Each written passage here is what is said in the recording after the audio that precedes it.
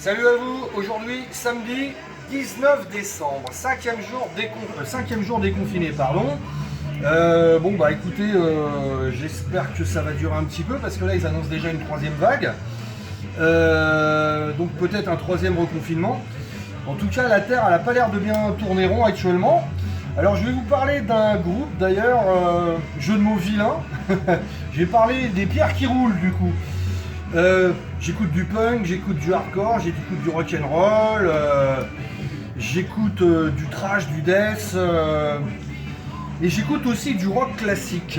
Donc ça va des Creedence Clearwater et ça va aussi avec les Rolling Stones. Parce que pour moi les Rolling Stones c'est le groupe #1 de rock actuellement. C'est le plus ancien plus ou moins, ils ont jamais arrêté, même s'ils ont fait des pauses. Puis il y a tout plein de facettes dans ce groupe là. Donc là on s'écoute un live. Le live Got Live If You Want It, sorti en 66, l'année de notre naissance à tous les deux. Parce qu'on est né en 66, en 1966. Donc la particularité de cet album, c'est le premier live des Rolling Stones. Puis j'aime bien la première partie des Rolling Stones avant qu'ils soient hippies, même s'ils ont fait des très bons morceaux après.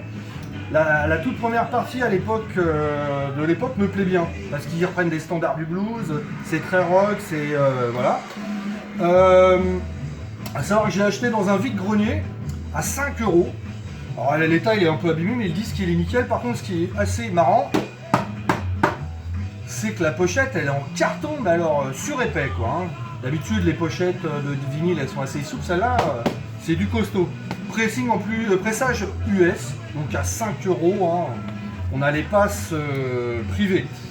Savoir, les Rolling Stones ils sont formés en 62, ils vont signer sur des labels Decca et le London Records, c'est plus ou moins le même label. Hein. À savoir aussi que, chose bizarre, ils vont jamais avoir leurs droits sur les chansons de l'époque. Alors je sais pas si ça a changé parce que je sais que Monsieur Mick Jagger et Hanko ils ont mis en justice leur premier label.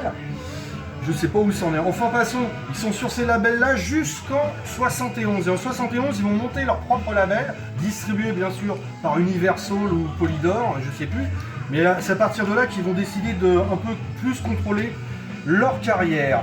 Bon, les albums, c'est des albums qui n'en finissent pas, plein de lives. Bon, depuis un certain temps, ils sont un peu calmés avec les nouveaux albums. Ils ont sorti des lives d'archives, des DVD, des beaux documentaires. Et puis en 2016, ils vont sortir Blue on Lonesome. Ça revient à leur début, c'est-à-dire avec des reprises de classiques de blues. À savoir aussi qu'il y a un album qui est sorti où c'est les versions originales. C'est exactement le même ordre des chansons, sauf que là, c'est les vieux bluesmen qui le reprennent, c'est les enregistrements d'époque. Donc, parce que c'est vrai que les Rolling Stones, ils ont fait leur succès en reprenant du blues, version rock. D'ailleurs, ça a pas mal influencé la scène dite pop rock où j'ai parlé. Bah écoutez, hier, c'était l'anniversaire donc de Keith Richards, c'est pour ça qu'aujourd'hui, je me suis mis ce petit t-shirt des Rolling Stones et on a décidé de parler des Rolling Stones. Mais écoutez, je vous dis à demain, à dimanche, bonne soirée, la bise.